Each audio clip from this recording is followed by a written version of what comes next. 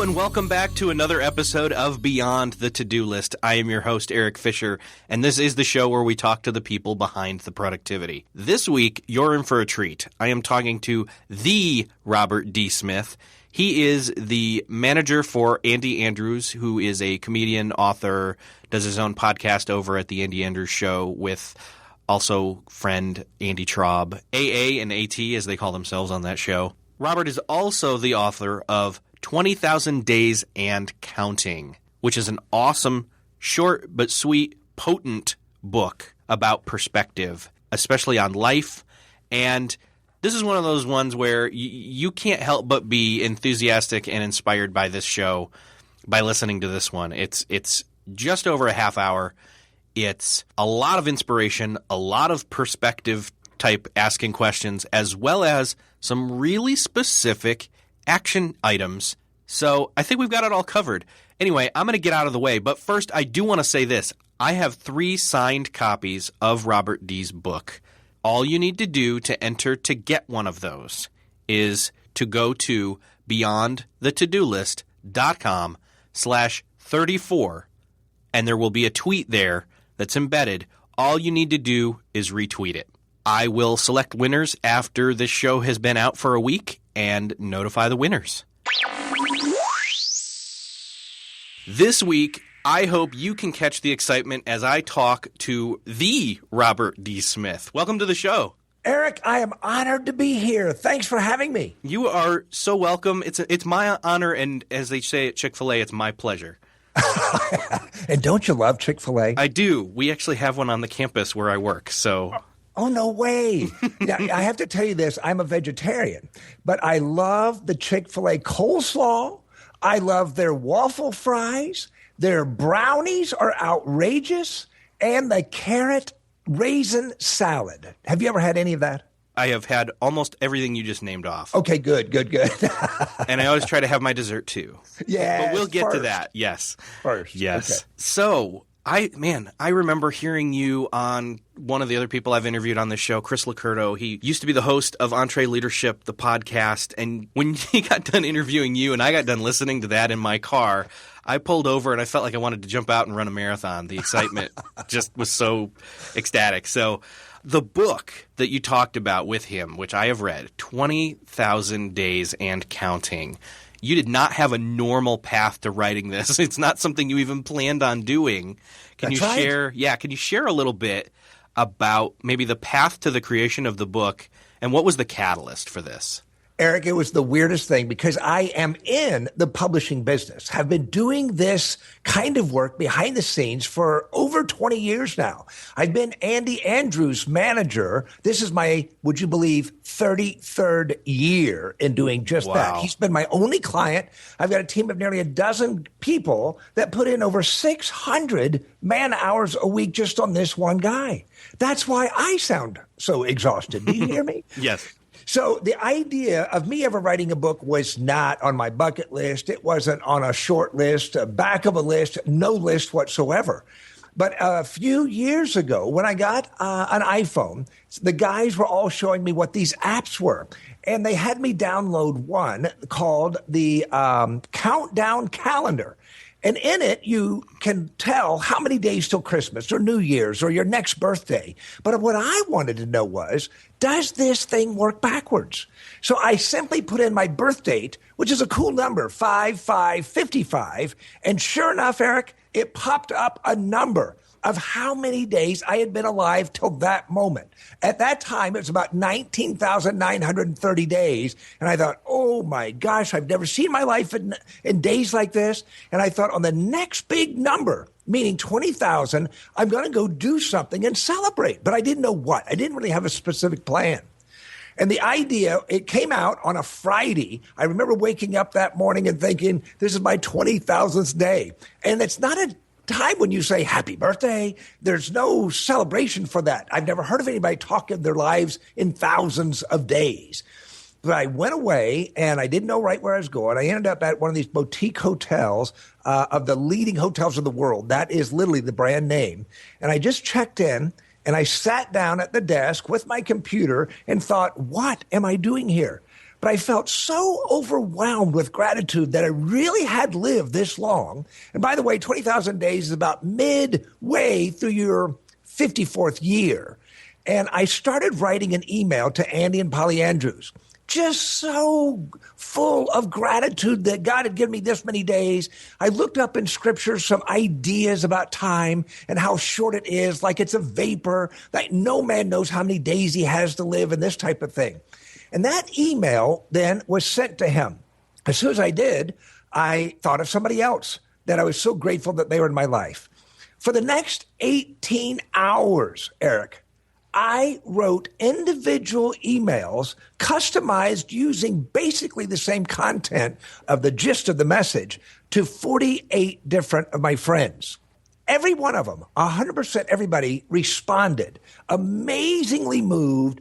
Some called, some wrote back amazing emails. Some said they will be reading this every day.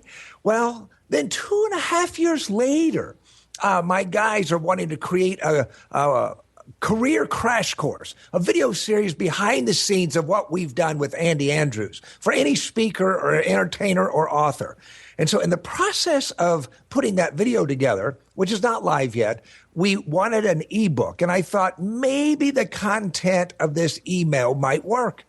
And we went and elaborated, added more to it to come up with an ebook that it was formatted for an ebook. Then the guys wanted some hard copies. And I went to Andy's publisher and simply asked, how much would it cost to print like 5,000 of these? When they saw the content, they loved it and offered a contract. Never have I sold a book without a proposal. Wow. Is that crazy? Yeah, that's crazy. But that's kind of how you've always operated, isn't it? You're right. I have absolutely no clue what I'm doing. I cry out. If you were near me, you could hear in the valley below me, late at night, me crying out to God, now what do I do? Give me my to-do list. Yeah, exactly. Exactly. And kind of the impetus or the one of the most potent things, it's a short read, by the way. People should definitely pick this up. It took me maybe an hour to read, maybe a little over. And It is short but potent, just the way I like my books. It's like a short cup of espresso compared to like a big tall cup of coffee. Yes. And one of the things you talk a lot about, or at least initially, is the thought behind it being that you're facing death. Basically, some would say it's morbid, but I think it's more about it's meant to be freeing, right? Absolutely. Listen, not morbid at all. Hey, this is one thing for certain. They say there's two things certain in life. Do you remember what they said? Death and taxes. That's it. And we know everybody's not shocked about the taxes. Well, maybe we are every April 15 when you look at how much you really paid. But death is for sure certain.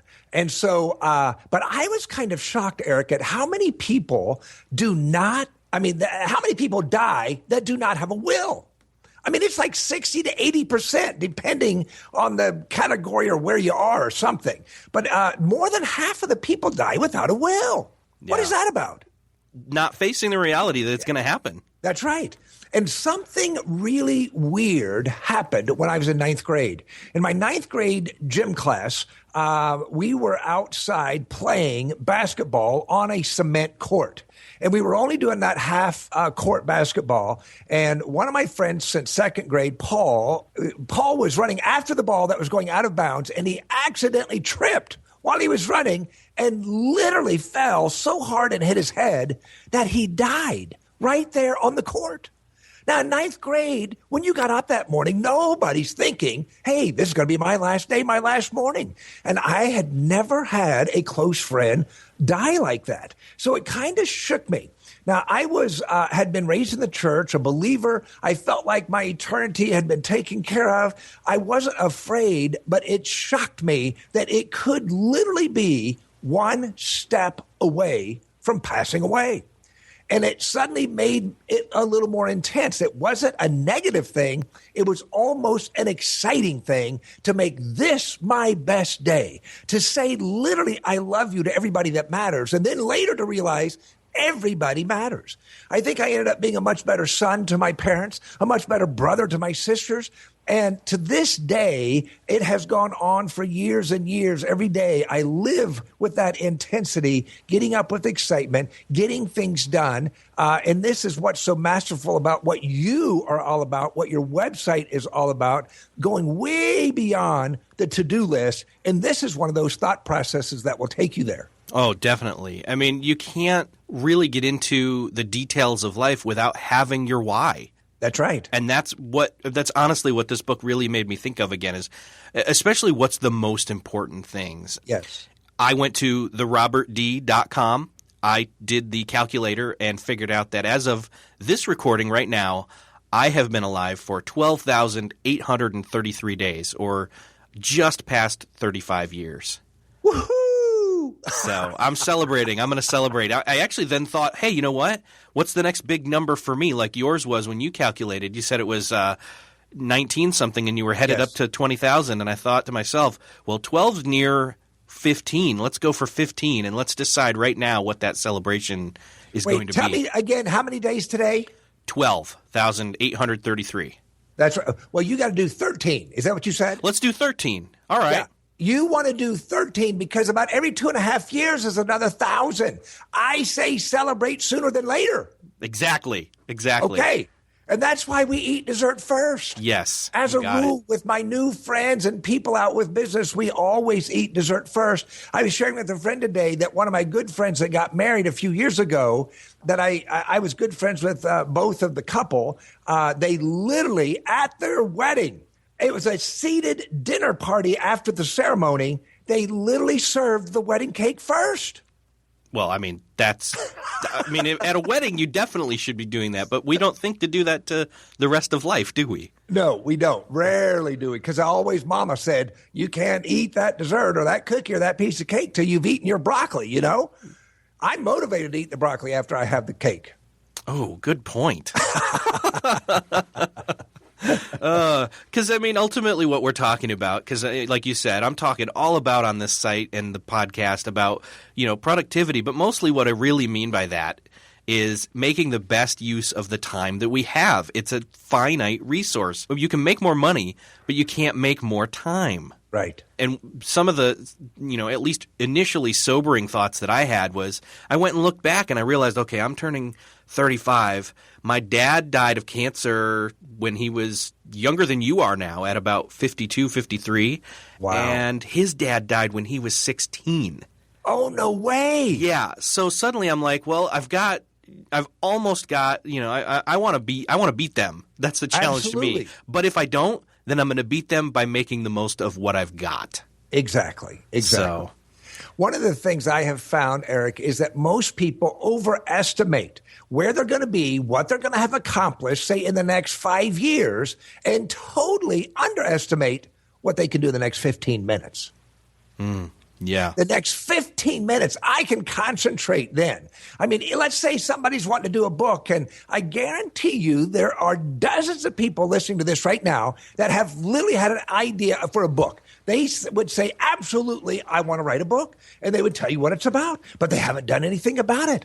So in the next 15 minutes, as soon as you hear the ending of this podcast, take that next 15 minutes and take a blank sheet of paper or on your computer and write out 10 possible titles for your book. Write out a 250-word synopsis of your book. Give me a list of potential chapter titles for your book. In that next 15 minutes, you will have done more than you've done in the last 5 years thinking about your book. And that's great, because then the benefit is that once you've started, you're halfway there, right? Starting is half finished. I had a teacher in high school tell me that after he came around, he had assigned a major term paper for us all to do. A month into it, he comes and he's standing right by my desk. You know how teachers walk around, and he looks and he says, Robert, how you doing on your term paper? And I looked up and I said, I haven't really started yet. And he says, starting is half finished. Start tonight. And I've always remembered that on any major project. And as you know, between Andy and I, we've got lots of major projects, lots of plates spinning. So I have specialized. If I've got one specialty, if I've mastered one thing, it's 15-minute chunks of time. Yeah, and you can do so much in 15 minutes. People don't realize in the perspective of time how valuable just hitting something and doing something, taking action for 15 minutes can be. Absolutely. And nowadays you can be productive on your cell phone with notepads, everything. Now you can even talk to your cell phone and it will type it out. There's just no time anywhere, anytime that you can't be accomplishing something and moving in a direction that you want to go. Yeah. And sometimes we don't feel like we can. We don't feel motivated, but this ties into what you call the myth of motivation. Absolutely. I mean, we're always waiting for that feeling. We're always waiting. Well, I don't feel like it. I don't feel good. Well, I don't know what to do. You ever heard all that kind of stuff? I've said it myself. Sorry. Yeah.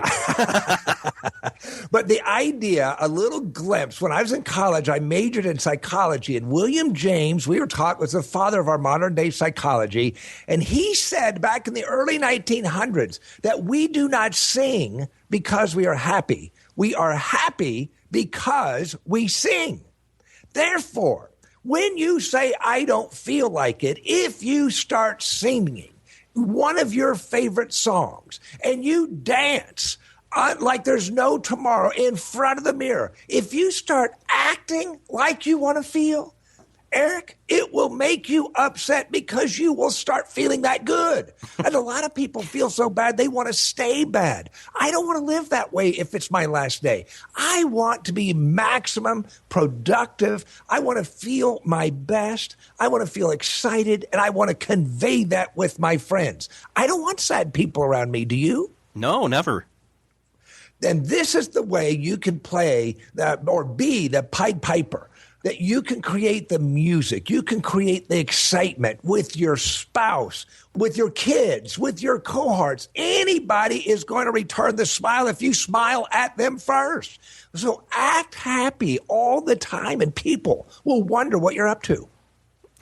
And some people would say that that's called faking it till you make it. But I think it's more along the lines of what Dave Ramsey talks about when he says, you know, if you want to be rich, you got to act like rich people. It's not faking it. It's doing the real actionable work, and then you become that thing. Absolutely. Would you call let's say you want to be a writer. Would you call faking it if you start a blog? No, you started a blog. Now you got to make it better. You got to increase the readers. You've got lots of little things to do, but you started. So everybody was a nobody till they started doing something. Now we consider them somebody because of what they've done. It's just that they've been doing it for a long time. Absolutely. And they've mastered their craft. And mostly it was easy to master it because they loved what they were doing. Yes. And that helps. But sometimes, you know, you've got to do the action because the emotions will follow your actions. Absolutely. So sing, sing, sing. All right, I will.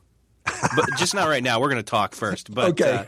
Yeah. And I think this ties in too with people. One of the other things I hear when people talk about not actually taking action and not deciding is they don't just feel unmotivated. They feel overwhelmed. And it's really that the emotions, like overwhelmed is really just having emotions that come from having the wrong perspective, right? Or no perspective. Yeah. Absolutely. So, I mean, being overwhelmed, whenever you feel that way, I love to write, meaning notes. I love to have a notepad in front of me. At any time, what are you feeling overwhelmed about? What will have to happen for you not to feel overwhelmed? If you could do one thing right now to eliminate that feeling, what would it be? What has to happen for you not to feel that way? There's an answer to everything, even when you don't know the answer. If you did know the answer, what would you say? There's always an opinion. Give me yours. Are you really asking me for mine right now, or are you just saying it in general? That's self-talk, what you should be telling yourself. Even when you don't know the answer, well, give me your opinion. Yeah. Do you see what I'm saying? Or what in the past has worked in similar situations. Absolutely. How can we study that? tons of references of testimonials of what has worked with other people. Nowadays, you can Google anything. That can be your psychologist, your research, your library. The answers are all there if you ask the right questions. Now, I never know what to ask, but you can always just start typing in keywords, and you can change the order of those words, and it will bring up tons more sites. You will never get done looking up information. We have the wealth of the total knowledge of the world so far to this date in our pockets if we have a smartphone. That's right. Literally in your access in your pocket. That's crazy. So but I think the key point you just said was that it is definitely self-talk, because that's the thing is, even if we have all that knowledge in our pocket, we still have to talk to ourselves or to God or to our team members about what it is that is the next step.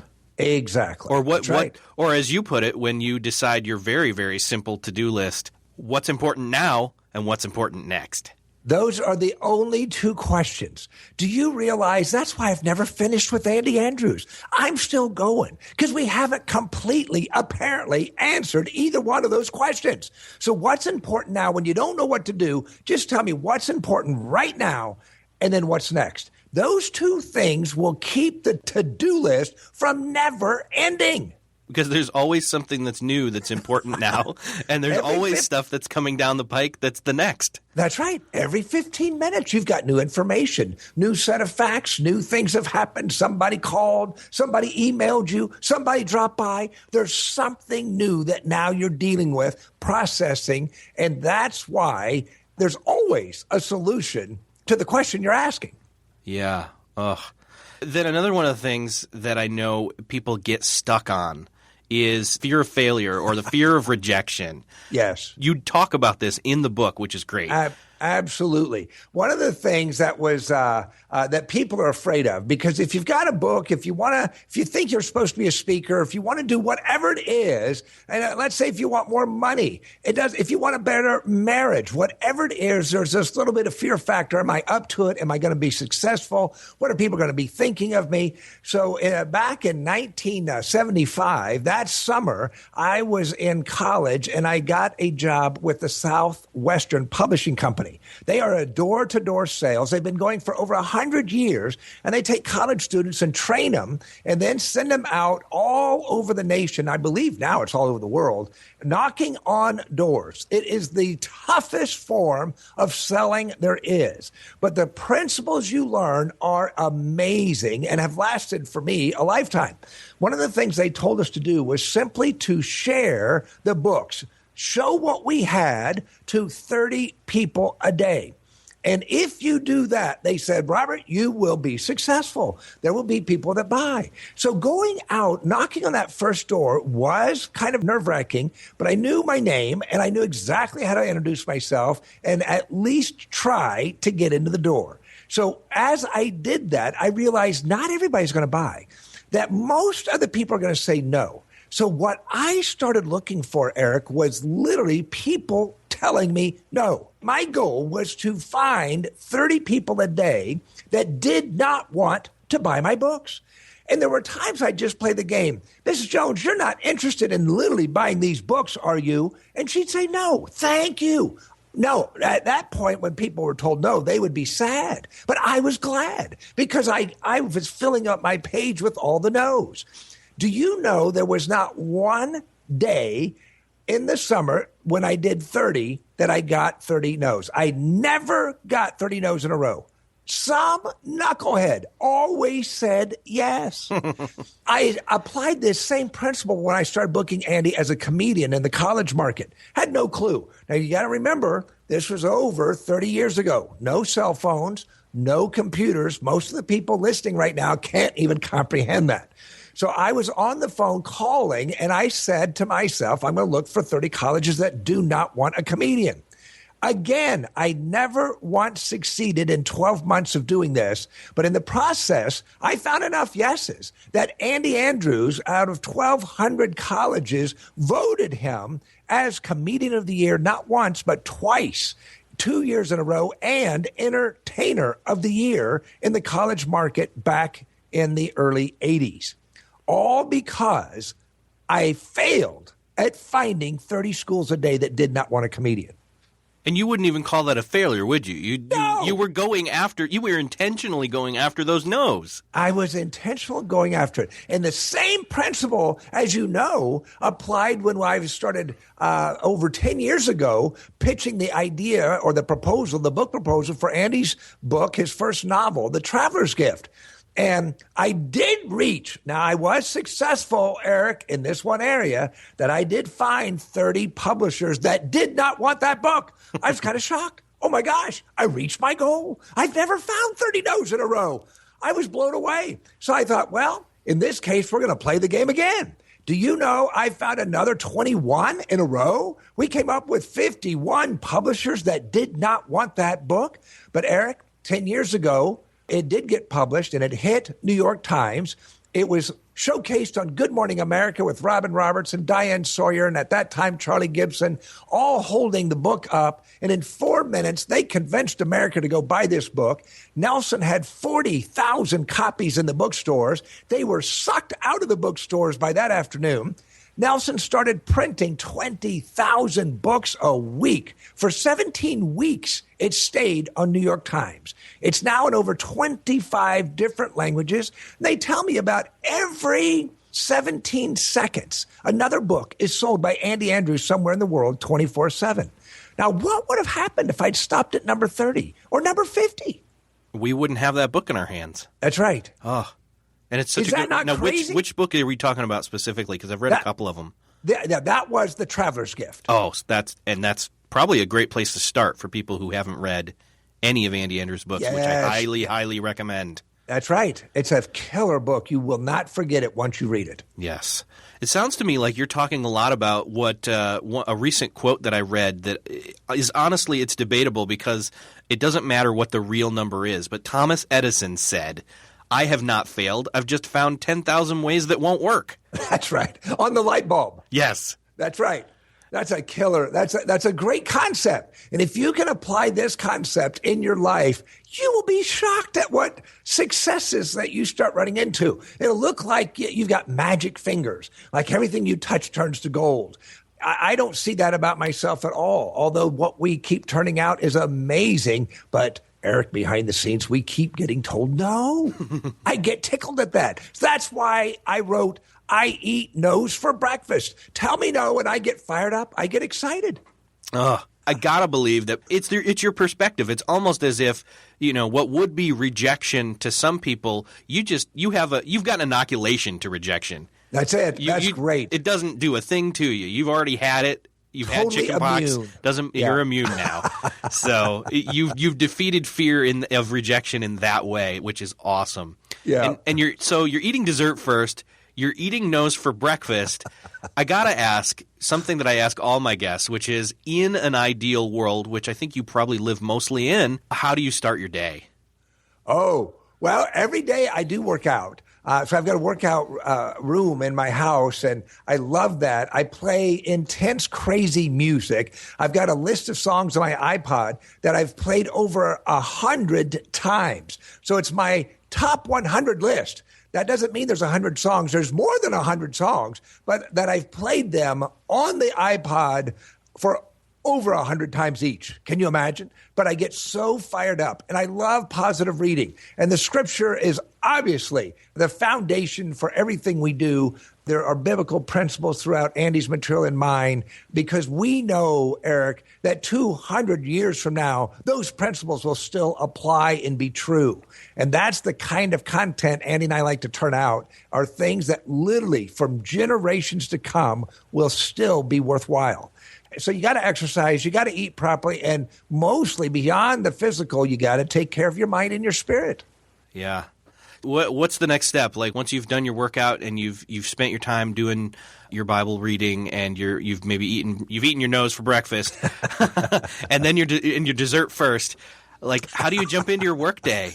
Well, I think, you know what? I've got an iPhone literally by my bed. I get so excited to have to see who has emailed me while I was sleeping.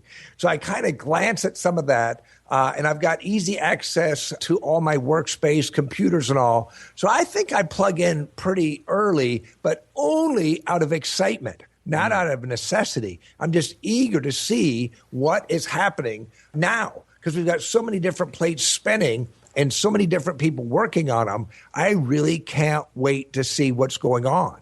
Some people might say I'm a workaholic, but I don't feel that at all. It's kind of like when you go to, say, Santa Barbara and you are on the ocean and you have breakfast right there on the ocean one morning and you look out and, Eric, we see all these surfers out there. We think, wow, look at those guys surfing. Now we go play all day and you and I go back to the restaurant for dinner and we look out and we see a lot of those same surfers. We're thinking, would you say, oh, those poor guys had to surf all day? No. You'd be excited like, God, they got to do that all day. That's what I feel like. I get to do this all day. Yeah. So I think when you find your passion, when you feel like if this is going to be your last day, what would you be doing? Would you be writing? Would you be singing another song? What would you want to leave? What's your legacy? What can you do that's going to last 200 years from now? What do you want to say to the people closest to you? There is an excitement. There is motivation. There's all the things you think that's wrong in your life. Suddenly you don't have time to look at what's wrong because you're so busy touching other people's lives that's your number one mission every moment all day long. Oh, yeah. It's not that you have to. It's that you get to. I get to. Absolutely. Yeah. One last kind of question I want to talk about, which kind of ropes into the to-do list kind of in a way where you decide what's important now and then what's important next, is this idea of there's really only two choices in life. The only two, it's very easy. Yes. It's either yes or no. I mean, people say, well, I don't know what to do. I'll be honest, that threw me. When I first read it, I thought, wait, I'm missing it. What is this? Well, let's say the phone rings. Now you got a choice to make. Do you answer the phone or not answer the phone? See, it's a yes or a no. If you're offered to go on a date, you either accept or you say no. If you get a wedding invitation, you either say yes, I'm going, or no, I'm not. All day long, you can break your life down into those two choices. I'm either going to work today, that's a yes, or I'm not. That's a no. And then you got to decide what's your backup. What are you doing? So those two choices, when you break it down that easy, don't make this thing called life so complicated. Break it down as if you did know what you were doing. And if you only have decisions to make that affect today, make them outstanding.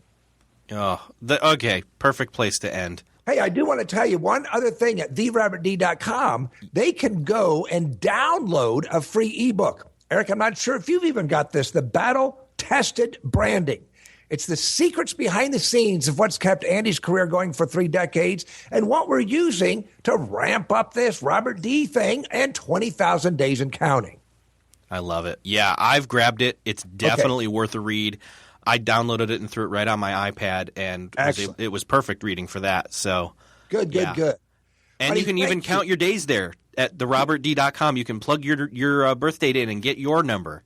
Absolutely, you can do that right now. And it was an honor to talk to you. I'm so proud of all you're doing, and thank you for stepping out like you do. Oh, thank you so much, Robert. Glad to have you on the show. All right. Talk to you later, Eric. See ya. Whew. Now, was that not a great episode? I told you it was. Anyway, don't forget, I am giving away 3 signed copies of Robert D's book, 20,000 Days and Counting, to 3 people who go to beyondthetodolist.com/34 and retweet the embedded tweet that is there. That's all you have to do to enter. I will, after this show has been out for a week, go and select 3 people. I will then also tweet out, hey, I've given those out, and so you can feel free to go grab the book if you didn't win it. You really ought to grab this book. It is so worth reading. Again, if you've had an awesome experience from this episode, go to beyondthetodolist.com/iTunes. Let us know, writing a couple words, clicking 5 stars or whatever, to let us know how you've appreciated this show and what it's done for you. Thanks, and we'll see you next time.